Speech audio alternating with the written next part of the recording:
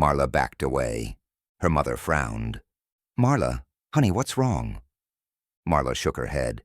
I don't know." Her mother stepped forward again, too smoothly, too gracefully, like her movements were being puppeted. Marla's breath hitched. Her mother's smile didn't fade. Not even a little. Not even when her eyes blinked. Both at the same time, perfectly synchronized, like a doll. Marla whispered, "You're not her." Her mother tilted her head. "Of course I am." But her voice didn't match her lips. The sound came a fraction of a second too early. Like a recording. Marla ran, down the hallway, past the living room, toward the front door. She grabbed the handle, pulled. The door didn't open. It didn't even rattle. It felt like pulling on a wall. She turned. The house flickered. Just for a moment. The walls rippled like fabric. The floor pulsed like flesh. The ceiling breathed. Then everything snapped back into place. Her mother's voice echoed from the kitchen. "Marla, come back." But the voice was wrong now. Layered, like multiple voices speaking at once. Some high, some low, some whispering, some clicking. Marla backed away. No, this isn't real." The house flickered again, longer this time. The wallpaper peeled back like skin. The floor bulged. The windows blinked. And behind it all, a silhouette. Tall, 8-legged, waiting. Watching. Marla stumbled backward into her bedroom. The closet door was open. Just a crack. A thin sliver of darkness leaked out. Darker than shadow, darker than night, darker than anything that should exist. The air grew cold, her breath fogged. The darkness inside the closet pulsed, like a heartbeat. Thump, thump, thump. Marla whispered, "No, please, not again." The closet door creaked open wider. A voice drifted out. Not her mother's, not human, not alive. "You never left." Footsteps behind her, slow, measured. Marla turned. Her mother stood in the doorway, but her smile was too wide now, her eyes too bright, her posture too still, her voice layered with whispers. "You're safe here." Marla shook her head violently. No, I'm not. This isn't real." Her mother stepped forward. Her shadow stretched across the floor. Too long, too many limbs, too many joints. Marla screamed. The house flickered again. This time, it didn't snap back. The walls melted into flesh. The floor pulsed like a heartbeat. The ceiling dripped with dark fluid. Her mother's form twisted, stretched, split, and behind the collapsing illusion. The threadwalker stood. Its slit pulsed with red hunger. Its tendrils writhed. Its mandibles clicked. It had worn her mother's face like a mask, a lure, a trap, a false escape. Marla fell to her knees. The threadwalker leaned down. Its voice filled her skull. Hope ripens the fear. The false house dissolved completely. The maze returned. The spiral hummed. The threaded ones whispered. And Marla realized the sixth dimension didn't just feed on terror, it fed on hope. And she had given it exactly what it wanted. Chapter 8. The Last Light. Marla didn't know how long she'd been running. Her legs were numb. Her throat burned. Her heartbeat felt like it was trying to claw its way out of her chest. But she kept moving. Because behind her, the threadwalker's hum vibrated through the maze, steady, patient, inevitable. She didn't dare look back. Not after the false house. Not after seeing her mother's face peel away like a mask. Not after realizing the dimension could mimic anything she loved, anything she feared, anything she hoped for. She ran until her vision blurred, until her breath came in ragged gasps, until she saw it. A light. A real light. It shone at the end of a long, narrow corridor, a warm, golden glow that cut through the pulsing darkness like a sunrise breaking through storm clouds. Marla froze. Her heart stuttered. She blinked. The light didn't flicker, didn't pulse, didn't breathe. It was steady, human, real. She took a step toward it. The walls didn't ripple, the mouths didn't whisper, the floor didn't pulse. For the first time since she arrived, the maze was still, silent, watching. Marla whispered, "Please, please be real." She stepped closer. The light grew brighter, warmer, inviting. The corridor opened into a small chamber, and there it was. A doorway, a real doorway. Wooden, painted white, with a brass knob, her closet door, her real closet door. It stood alone in the center of the chamber, unattached to any wall. Just a freestanding door glowing with warm, golden light. Marla's breath caught. Her eyes filled with tears. She ran to it. She grabbed the knob. It was warm, human, warm. She sobbed. "I'm going home. I'm going home." She turned the knob. The door opened, and she saw her bedroom. Her real bedroom. The posters, the lamp, the window, the bed. Sunlight streamed through the curtains. Her mother's voice drifted down the hallway. "Marla, breakfast is ready." Marla stepped forward, one foot through the doorway, then the second. Her bedroom felt solid beneath her feet. The air smelled like home. She collapsed to her knees, sobbing. "I'm home. I'm home." She wiped her eyes, stood up, looked around. Everything was perfect, too perfect. The posters were exactly where she left them. The lamp flickered the same way. The closet door was closed. But something was wrong. Something tiny. Something she couldn't name. She walked to her desk. Her sketchbook was open. To a page she didn't remember drawing. A picture of the threadwalker, perfectly detailed.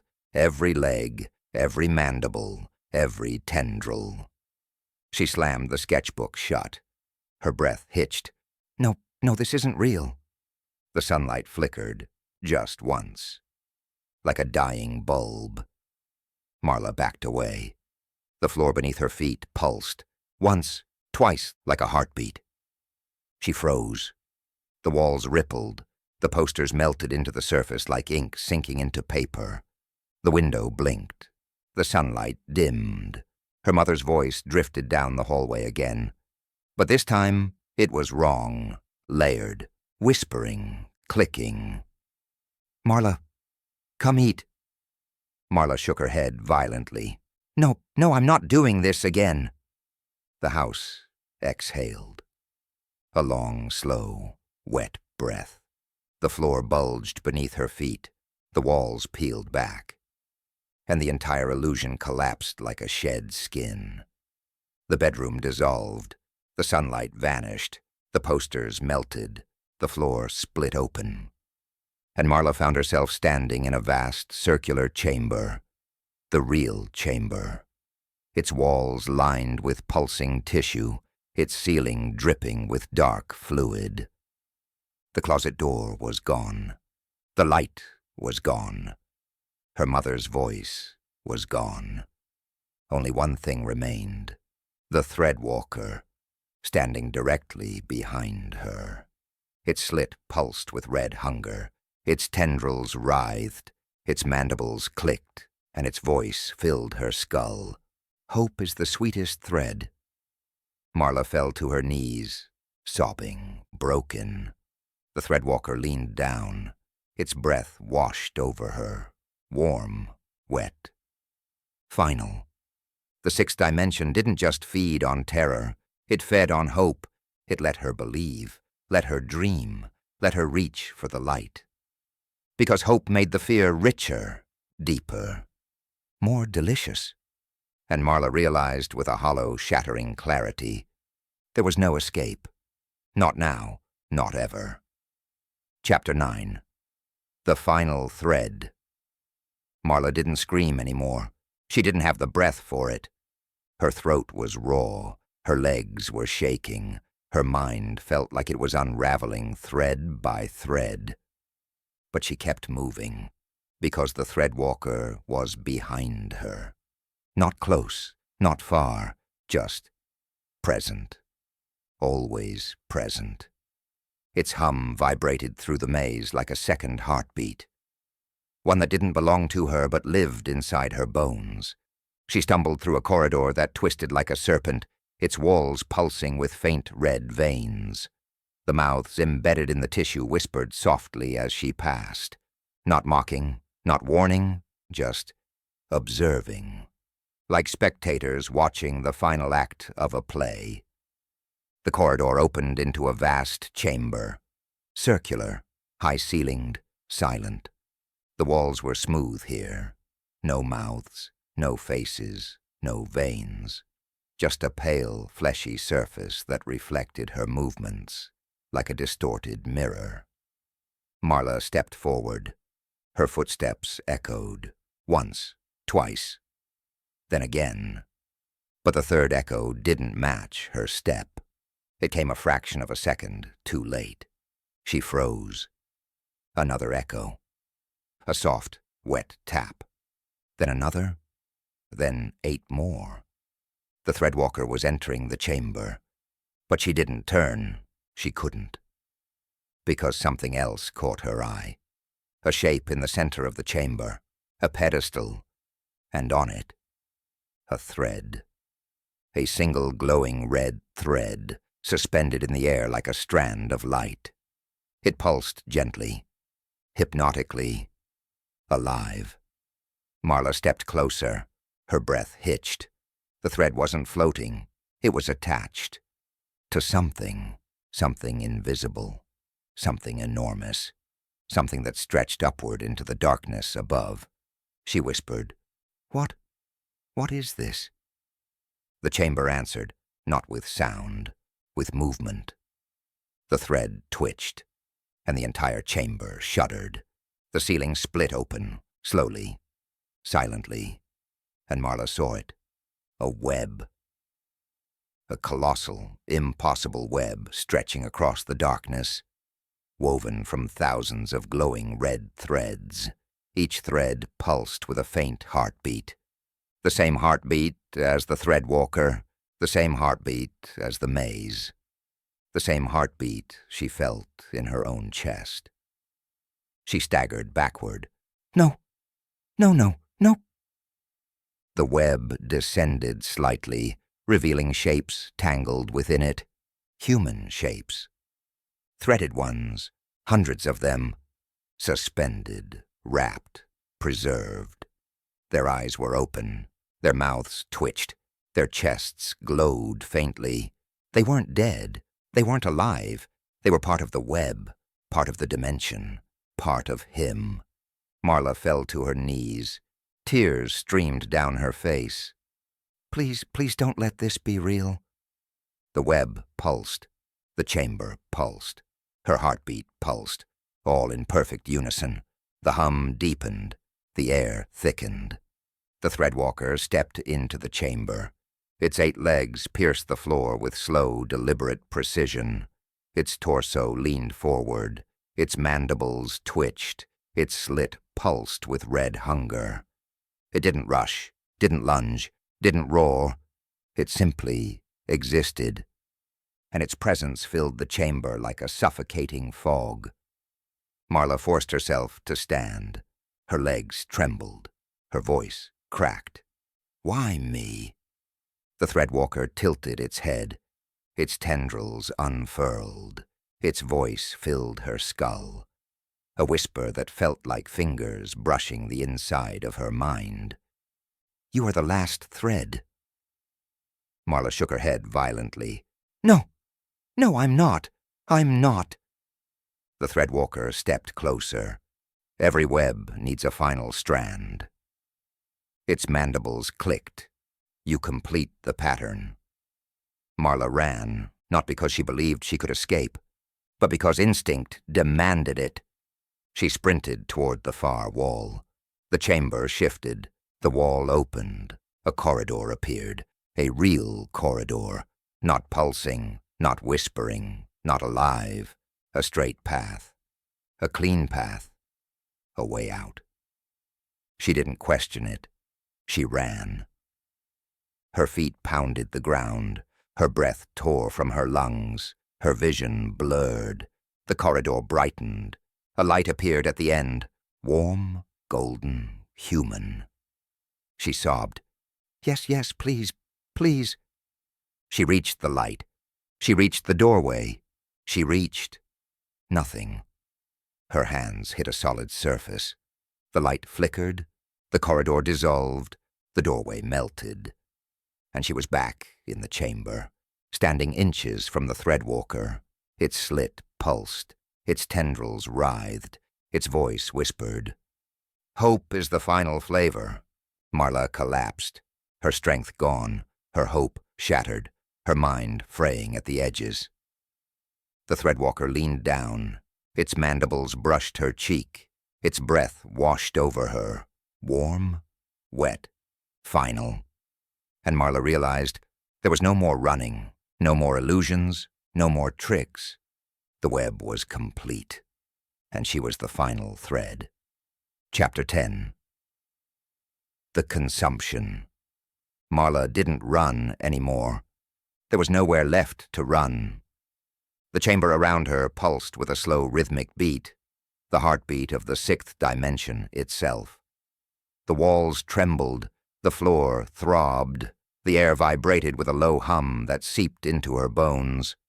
The threadwalker stood before her, tall, still, patient. Its 8 legs formed a perfect circle around her, each one anchored into the living floor. Its torso leaned forward, mandibles twitching in slow, deliberate patterns. Its slit pulsed with red hunger, casting faint light across her face. Marla's breath shook. Her voice cracked. "Please, I don't want to die." The threadwalker tilted its head. Its tendrils unfurled. Its voice filled her skull. "You are not dying." A pause. "You are becoming." The ceiling split open. The colossal web, the one she had seen earlier, descended slowly, its glowing red threads swaying like strands of living silk. The threaded ones, suspended within it, twitched, their eyes following her, their chests pulsing faintly. The web lowered until it hovered just above her head. Marla stumbled backward. "No, no, please!" The threadwalker stepped closer. Its mandibles brushed the air near her cheek. Its voice whispered, "Every web needs a final strand." The web pulsed. The chamber pulsed. Her heartbeat pulsed, all in perfect, horrifying unison. Marla dropped to her knees. Her hands shook violently. Her mind raced. There had to be something, anything, she could do. She grabbed a shard of bone from the floor, sharp enough to cut her palm. She held it out like a weapon. "Stay back." The threadwalker didn't react, didn't flinch, didn't even acknowledge the threat. It simply leaned closer. Its mandibles clicked softly. Its tendrils writhed. Its voice whispered, "Fear is the final flavor." Marla lunged.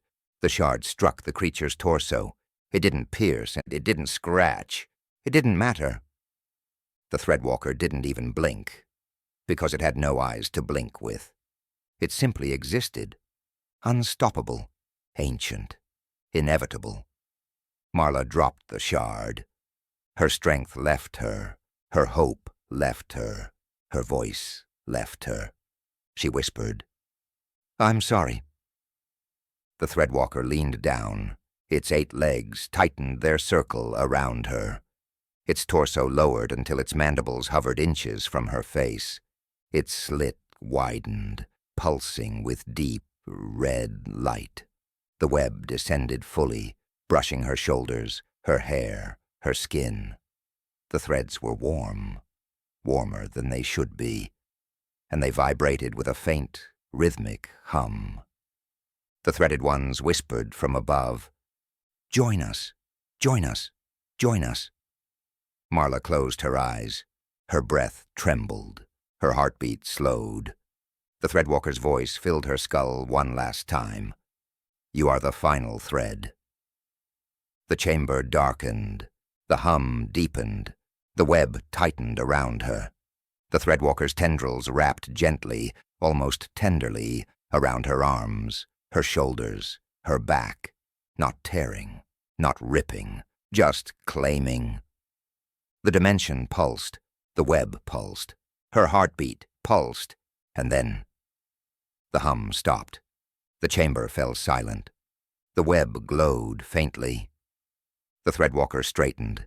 Its slit dimmed. Its tendrils retracted. The threaded ones fell still.